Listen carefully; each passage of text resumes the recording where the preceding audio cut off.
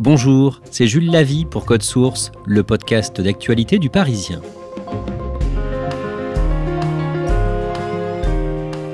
Le 25 avril et le 31 mai, à 5 semaines d'intervalle, la France a été endeuillée par 2 meurtres racistes.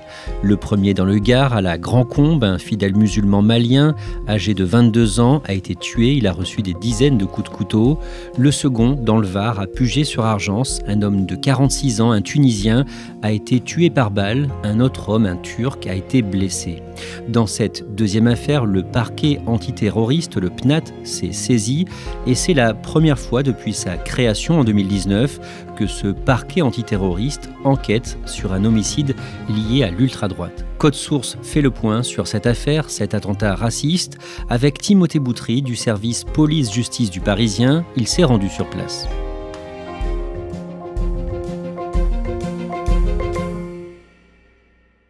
Sur la façade de l'un des commerces de la ville, sa photo est affichée ce matin pour lui rendre hommage. Hichem Miraoui, un Tunisien de 46 ans, exerçait le métier de coiffeur au sein de cet établissement. Samedi soir, Hichem a été abattu de 5 balles, ici à l'intérieur du logement qu'il occupait, victime d'un crime raciste. Timothée Boutry, le mardi 3 juin, vous rencontrez Mouna, la cousine d'Hichem Miraoui, qui a été tuée le samedi 31 mai. Est-ce que vous pouvez nous la présenter ? Oui, c'est une mère de famille. Elle habite un appartement dans la banlieue de Marseille. Et nous avons rendez-vous. Je la rencontre chez elle, dans son salon. Il y a ses 2 fils adolescents, collégiens, qui sont en train de regarder Roland-Garros. On s'installe à la table. Elle va me raconter l'histoire de la vie de son cousin, sa colère, son angoisse, ses peurs et tout ce qu'a provoqué le drame que sa famille est en train de subir. Depuis que Hichem Miraoui a été tué, elle coordonne les autres membres de la famille dans ce moment de deuil tout à fait particulier, puisqu'il y a aussi des prises de parole et des marches blanches à organiser. Oui, la mort d'Hichem Miraoui, c'est un événement dramatique déjà pour lui évidemment, pour ses proches, et qui a pris une résonance nationale, on va en parler. Il y a beaucoup de réactions, c'est une famille qui habite majoritairement en Tunisie, mais dont certains membres sont installés en France aussi. Et voilà, elle a pris entre guillemets le rôle de porte-parole, elle coordonne, elle est en lien avec des sœurs d'Hichem qui habitent en France, avec les autres qui habitent en Tunisie. Il y a une marche blanche qui va être organisée à Marseille, une autre à Puget-sur-Argence, là où les faits se sont déroulés. Et c'est vrai que c'est un événement considérable et ça nécessite un petit peu d'organisation au milieu de ce drame d'abord intime. Mouna est révoltée après le crime raciste qui lui a volé son cousin et dans lequel un autre homme, un ressortissant turc, a été blessé à la main. Au-delà du chagrin évident, il y a une incompréhension et forcément une colère. Elle dit comment on peut abattre de 5 balles à bout portant quelqu'un en raison de sa religion, en raison de son origine, comment on peut expliquer une telle rage. Et elle se pose la question, qu'a pensé Hichem juste avant de mourir, quelles ont été les dernières pensées qu'il a traversées. Évidemment, il y a de quoi être révolté par ce crime dont on a tout lieu de penser à ce stade, l'enquête ne fait que commencer, qu'il a été motivé par la haine et par le racisme. Timothée Boutry, le PNAT, le parquet national antiterroriste, s'est saisi de l'affaire. Pourquoi ? C'est la première fois que le parquet national antiterroriste se saisit d'un crime lié à l'ultra-droite et le considère donc comme terroriste. C'est que le PNAT a considéré que, on va en parler, il y avait des vidéos qui ont été enregistrées par l'auteur du crime, le suspect, qui a reconnu les faits, dans lesquels il revendique son geste. Déjà, il y a une connotation raciste dans ses publications, il veut s'en prendre aux islamiques, aux bicos, je cite, mais il va au-delà et il indique qu'il faut aller les chercher là où ils sont. Donc il y a cette idée d'appel et d'inscrire son geste dans une dimension plus large, et c'est ça qui fait que le parquet national antiterroriste s'est saisi de l'affaire, puisqu'il voit dans la volonté de l'auteur de dépasser le simple cas individuel, le simple cas de l'homicide, de l'assassinat, mais qu'il y a une volonté plus large et on rentre dans ces cas-là dans la définition du code pénal du terrorisme qui est de troubler gravement l'ordre public par l'intimidation ou la terreur. Et donc aux yeux du PNAT, ces vidéos montrent que Christophe B s'inscrivait dans ce mouvement plus large. Timothée Boutry, ce crime a été précédé d'un autre crime raciste. C'était le vendredi 5 avril à la mosquée de la Grand-Combe dans le Gard. Un homme a tué de 57 coups de couteau un fidèle, Aboubacar Cissé, un fidèle malien qui avait 22 ans. Le tueur était en ligne sur Internet, sur la plateforme Discord, et il a dit à un interlocuteur en évoquant sa future victime, je cite, « Il est noir, je vais le faire ». Timothée Boutry, pourquoi donc dans cette affaire le PNAT n'a pas été saisi ? Alors il faut préciser que les avocats de la famille d'Aboubacar Cissé ont demandé la saisine du PNAT en disant voilà, c'est un crime de haine, un crime raciste, c'est un crime terroriste. L'auteur a revendiqué de s'en prendre à un musulman, il l'a attaqué dans une mosquée, donc a fortiori il s'en est pris à quelqu'un de confession musulmane. Donc vous l'avez dit, le PNAT ne s'est pas saisi, le parquet national antiterroriste. La procureure de Nîmes a expliqué en fait pourquoi ce n'avait pas été le cas. Elle a indiqué que l'auteur avait agi dans un contexte isolé, qu'il n'avait pas fait de revendications idéologiques ou en lien avec une organisation, c'est les termes qu'elle avait employés. Voilà, c'est la différence qu'on peut faire avec le meurtre d'Hichem Miraoui, où là, dans sa vidéo, le suspect, lui, s'inscrit dans un mouvement plus large qui va au-delà du geste qu'il a produit lui-même et il invite d'autres à l'imiter. Et c'est ça qui fait cette frontière ténue entre le crime de haine de droit commun et le crime de haine terroriste. Timothée Boutry, dans cet épisode de Code Source, vous allez nous raconter ce que l'on sait sur l'attentat qui a fait un mort et un blessé. D'abord, et comme souvent dans Code Source, on remonte quelques jours avant les faits. Rappelez-nous qui est Hichem Miraoui. Donc Hichem Miraoui, c'est un ressortissant tunisien de 46 ans. Il est arrivé en Europe en 2011, d'abord en Italie puis en France, et il s'est installé assez rapidement à Puget-sur-Argence. Il est issu d'une fratrie de 10 enfants de la ville de Kérouan, qui est une ville sainte dans le centre de la Tunisie, et il a décidé de partir pour avoir, comme dit sa cousine, une vie meilleure, un autre avenir. Hichem Miraoui est célibataire, il n'a pas d'enfants, et donc il vivait seul à Puget-sur-Argence. Où est-ce qu'il travaille précisément et quelle est sa réputation? Il est coiffeur, c'est sa profession. Il était coiffeur en Tunisie et il était coiffeur aussi en France, à Puget-sur-Argence. Et il est très apprécié. Après son décès, il y a eu énormément de témoignages de riverains, de clients qui ont raconté à quel point il était attentionné, rigolo, joyeux, bavard. Des mères ont raconté qu'il savait particulièrement y faire avec les enfants. Donc son décès a provoqué une très vive émotion au sein de la commune. Est-ce que vous pouvez nous décrire où vit Hichem Miraoui?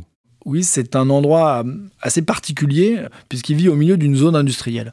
La zone industrielle des Messugues, qui est sur la départementale 7, qui relie Puget-sur-Argence à Fréjus. Et donc on est vraiment dans une zone industrielle. Il y a des carrossiers, des magasins pour le bâtiment, enfin une vraie zone industrielle. Et au bout d'une impasse, il y a une grille et il y a des box en fait. C'est des box avec des rideaux en inox, voilà, qui sont des box de travail, mais certains box ont été aménagés en lieu d'habitation. Et en fait, c'est un micro quartier, mais qui est vraiment niché au cœur d'une zone industrielle. Et c'est là que vit Hichem Miraoui. Qui vit ici et qui sont les voisins d'Hichem Miraoui? Pas mal de personnes d'origine étrangère quand on les rencontre et quand on discute, mais aussi des gens qui sont là depuis plus longtemps.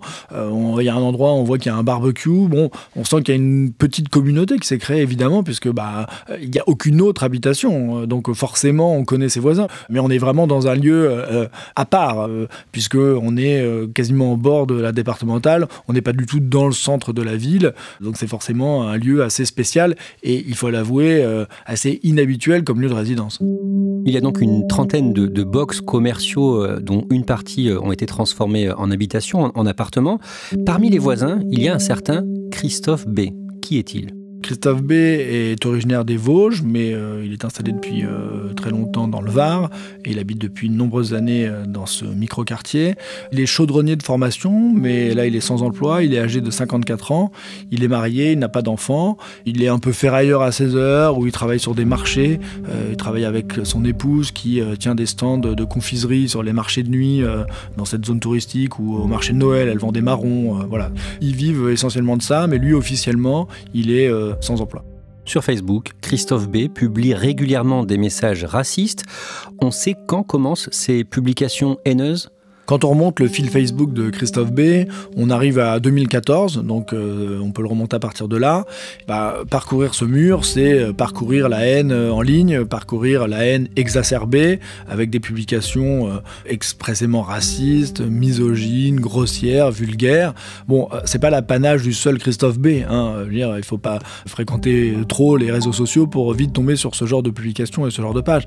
Mais c'est vrai que quand on analyse son mur, c'est quasiment exclusivement exclusivement consacrée à des publications racistes, anti-musulmanes. Alors ici ou là, il y a un passage sur la mort d'un chanteur des Musclés ou des vidéos de voitures ou de motos, mais enfin, à 95%, c'est un message politique et haineux et xénophobe. En 2016, par exemple, il réagit à une fausse info, une fake news, qui prétend que la ministre de l'Éducation nationale, à ce moment-là, Najat Vallaud-Belkacem, voudrait apprendre l'arabe dès la maternelle aux écoliers. Qu'est-ce qu'il écrit ? Là, il a une publication extrêmement vulgaire que je vais vous lire. À la rentrée prochaine, j'espère qu'on t'aura mis un Coran dans le cul et que tu boufferas les pissenlits par la racine sale pute. Donc voilà, on est dans la vulgarité. Il y a une dimension religieuse et raciste dans son commentaire. À un moment, il y a une publication où on parle d'Ayad Boumedienne, la femme d'Amédi Coulibaly, le tueur de l'hypercachère et l'assassin de Clarissa Jean-Philippe, la policière municipale de Montrouge. Il indique à dégommer. Il y a une autre publication sur la libération prochaine de détenus radicalisés. Il dit qu'il faut commencer à faire graisser les fusils. Donc voilà, on est dans des déclarations violentes et toujours connotées de xénophobie. On sait quels médias il lit, à partir de quoi il s'informe ? Alors il y a un mix de références, de sources, des médias très traditionnels, il relaie des communications sur Yahoo News ou des médias classiques si je puis dire, et il s'abreuve aussi de médias complotistes ou identitaires, soit Novo Press, Epoch Times, des publications relant complotistes. Donc voilà, il y a une espèce de gloubi-boulga qui se forme, mais c'est vrai que tout ce qui n'est pas publication traditionnelle, ce sont des publications marquées à l'extrême droite. Son image de profil Facebook, c'est le dessin d'un squelette qui tient un pistolet. Timothée Boutry, Christophe B, est passionné par les armes à feu. Oui, il est licencié d'un club de tir sportif à Fréjus, club réputé, il n'y a pas de problème avec ça. A priori, il ne s'était pas vraiment fait remarquer au sein de ce club, mais les responsables du club ne souhaitent pas s'exprimer. Alors, il possédait plusieurs armes de manière légale, des armes qui ont été retrouvées dans sa voiture au moment de son interpellation. Et c'est vrai que sur son mur Facebook, il a plusieurs fois publié des photos d'armes, récemment encore une photo de pistolet avec un chargeur. Voilà, on sent que ça fait partie des choses qui l'intéressaient dans la vie. Quand on remonte ses publications Facebook, on voit qu'il revendique sa proximité avec le Rassemblement national. Je dirais pas qu'il revendique, mais il relaie des vidéos de Marine Le Pen ou de David Rachlin, qui est le maire de Fréjus, la commune voisine. Il a aussi d'autres publications politiques sur son mur Facebook contre François Hollande, nourri par un site lui aussi très critique et vaguement complotiste. Il y a des publications contre Emmanuel Macron au moment des Gilets jaunes, puisqu'on sent qu'il s'est rallié à ce mouvement-là. Mais c'est vrai que, évidemment, on voit que le mouvement politique dont il est le plus proche, c'est le Rassemblement national, ça c'est certain. Timothée, Mouna, la cousine de Hichem Miraoui, affirme que son cousin a été insulté par ce voisin, Christophe B. Oui, elle a pu récolter des informations après avoir parlé avec les frères et sœurs d'Hicham, avec lesquels il était beaucoup en contact par visio, qui vivent en Tunisie, et qu'effectivement, il avait eu maille à partir avec ce voisin, qu'il avait traité de sale arabe, qui avait tagué ce message-là sur son scooter. À en croire la famille, il y avait déjà eu un contentieux et Hichem avait subi les attaques racistes de son voisin. Timothée Boutry, Hichem Miraoui semble ne pas apprécier le lieu où il vit, ce lotissement dont vous nous parliez. Manifestement, il avait indiqué qu'il souhaitait déménager et il avait ciblé un appartement dans le centre-ville. Alors, sans doute, c'est motivé par les problèmes qu'il a eus avec son voisin. Et par ailleurs, c'est pas forcément un lieu très épanouissant, au sens où on est quand même assez loin du centre-ville, que pour se déplacer, c'est pas forcément simple. Donc on peut penser que ça a aussi motivé son désir de déménagement. Timothée Boutry, vous l'évoquiez au début de cet épisode de Code Source. Le soir du samedi 31 mai, Christophe B publie des vidéos au ton menaçant sur son compte Facebook. Oui, alors le contenu de ces vidéos a été dévoilé par les médias, Libération, Le Monde notamment. Dans ces séquences, il dit ce soir on dit stop aux islamiques de mes deux, putain de français de mes deux, réveillez-vous, sortez vos couilles, allez les chercher là où ils sont. Vous allez voir ce soir on fait un carton, ce soir on va s'amuser. Donc on est clairement dans un message explicite de violence et de violence raciste. Il fait aussi cette allégeance au drapeau français, on l'a dit, et ensuite il dit l'État n'est pas capable de nous protéger, de les renvoyer, il fait référence aux sans-papiers, qu'on est vraiment dans des messages de haine et de racisme décomplexé. Concrètement, Christophe B est soupçonné d'avoir fait quoi ce soir-là ? Quel a été le mode opératoire ? Alors le parquet national antiterroriste a donné quelques détails. Donc ce samedi-là, il a passé une partie de la journée avec son épouse et un couple d'amis. Il était relativement alcoolisé. Le soir, son épouse dit qu'il était passablement énervé, qu'il a commencé à prendre des armes. On a dit qu'il détenait des armes de manière légale. Il a tiré dans son domicile sans blesser personne, puis il est sorti en voiture. Et là, il a croisé son voisin, Hicham Miraoui. Il a tiré contre lui à 5 reprises. Il l'a donc blessé mortellement. Puis, il y a une deuxième séquence de tirs dans l'appartement de ses voisins. Là, il ne les touche pas. Ses voisins vont arriver à sortir. Lui, il retourne dans sa voiture et va tirer sur ses voisins, donc de nationalité turque. Il va blesser un homme à la main. Voilà, il s'agit de réfugiés politiques kurdes. Et ensuite, Christophe B prend la fuite avec sa voiture et il sera interpellé le lendemain matin, vers 5h du matin, par des gendarmes. L'avocat de la famille de Hicham Miraoui dénonce l'importance dans cette affaire d'un climat de haine croissante. Oui, il dit que ce drame n'est pas un fait divers et que, en fait, c'est révélateur d'un discours ambiant, lourd de conséquences. Personne n'est dupe sur le contexte et le climat politique qui règne aujourd'hui en France.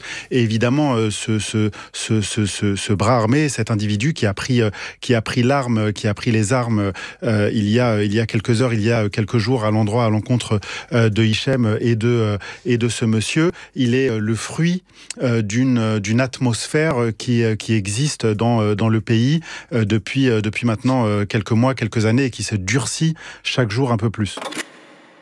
Alors c'est vrai qu'on est dans un climat politique assez compliqué, où les questions identitaires traversent la société et où, par exemple, le mur Facebook de Christophe B, on n'hésite plus à propager, revendiquer des propos racistes sans s'attirer forcément la vindicte populaire. Au contraire, et on rallie même des supporters. Donc c'est ça que veut dire l'avocat de la famille d'Hicham Miraoui. On l'a dit, Christophe B a été interpellé dans la nuit du dimanche 1er juin vers 5h du matin. Il a passé 4 jours en garde à vue, la durée légale dans les affaires de terrorisme. Timothée Boutry, on sait ce que l'homme a dit pendant ses gardes à vue ? Alors on sait qu'il a reconnu la matérialité des faits, c'est-à-dire l'assassinat, la tentative d'assassinat, mais qu'il conteste la motivation raciste et toute intention terroriste. Il a été mis en examen pour assassinat et tentative d'assassinat en relation avec une entreprise terroriste, en raison de l'ethnie ou de la religion. Timothée Boutry, même s'il a reconnu les faits, l'enquête sera longue ? Oui, nécessairement, puisque on est dans une enquête criminelle, donc une information judiciaire avec des juges d'instruction désignés. On va explorer son passé, on va revenir sur ses publications et il va faire l'objet d'expertises psychologiques, psychiatriques. Ça, c'est normal, parce qu'on va vouloir comprendre ce geste et notamment explorer sa dimension terroriste. Alors, elle est contestée par l'auteur des faits, elle est contestée par son avocat, mais ça va être vraiment tout le sens des investigations. Et pour l'heure, il a été placé en détention provisoire, Christophe B, et donc il va être en prison, enfin il est en prison depuis la fin de sa garde à vue, et il va devoir être interrogé à de nombreuses reprises par les magistrats instructeurs qui vont être désignés.